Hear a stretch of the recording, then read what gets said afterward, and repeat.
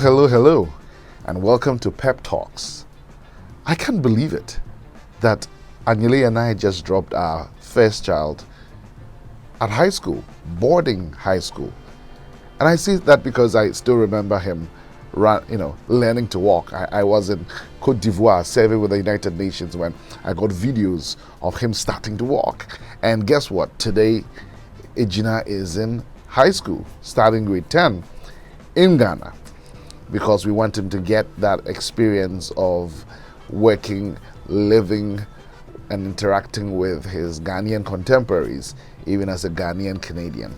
Now, the interesting thing is many have asked us over the years, why did we choose to homeschool?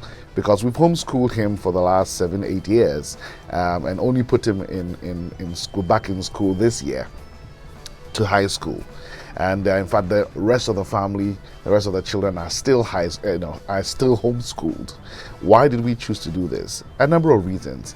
A number of people strategically sit down and say, we are going to homeschool our children for ABC reasons. We kind of accidentally stepped into it. But after we did, we realized how even more strategic it is or can be.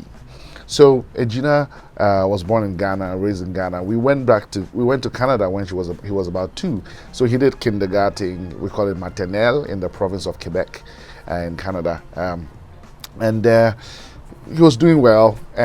But then we noticed that certain values that we espouse, as a Christian family, were being threatened in the school environment, even at kindergarten, even at maternelle. There were times he would come home singing songs like, I'm sexy and I know it, and we're like, yeah, mommy, do you know Justin Bieber? But the straw that broke the camel's back was when, something happened in school one day, and Anyele, my wife, said to him, that's why God gave you a daddy and a mommy. And then he shot back and said, yeah, but my friend XYZ, he has 2 mummies. Now, we believe in everyone having the right to live however they want, including us.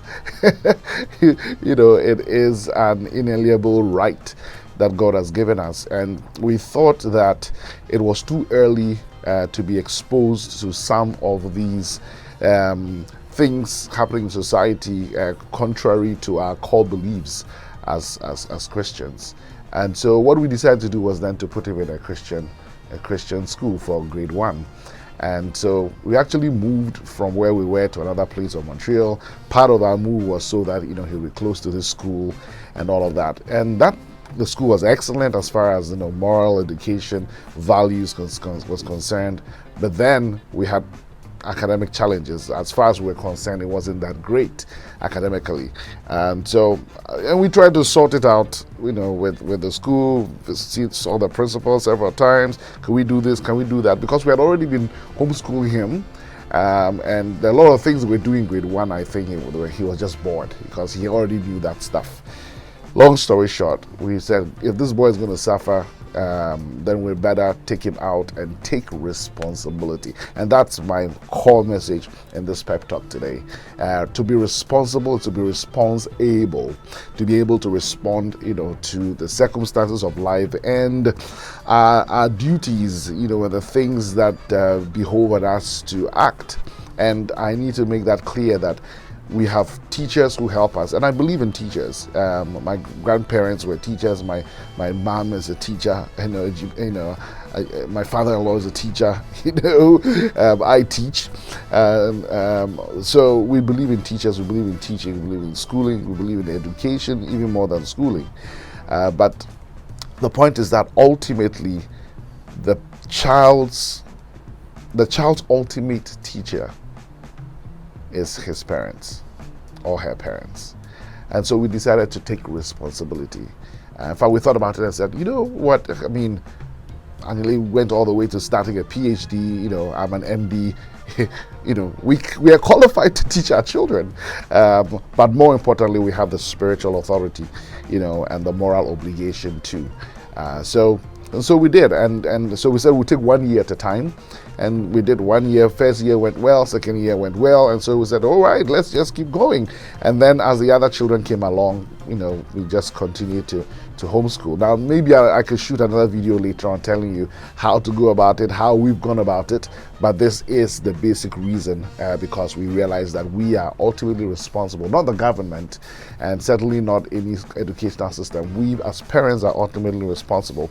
So we sacrifice a lot to be able to do this homeschooling, especially Anyele, my wife. She's done a yeoman's job, and all credit to her. And so the same thing goes with youth pastors. Youth pastors are not the ultimate authority in our children's lives either. All right, we are as parents, and I'm saying this not because it's a light thing to say or an easy thing to espouse. It's just the truth, and we've got to measure up. We've got to step up. Many of us need to step up our game as parents. I've had to do that several times because I've had a schedule where I travel around the world a lot of times, sometimes 70 flights in a year. But at various times I had to come back to this, to this core responsibility. Fortunately, I could share that, with a spouse. And it's harder when you're a single parent and all of that.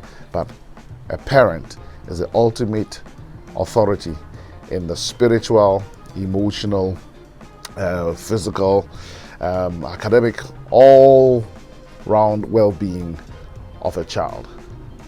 So whether it's homeschooling or other kinds of schooling, let's step up as parents. Thank you.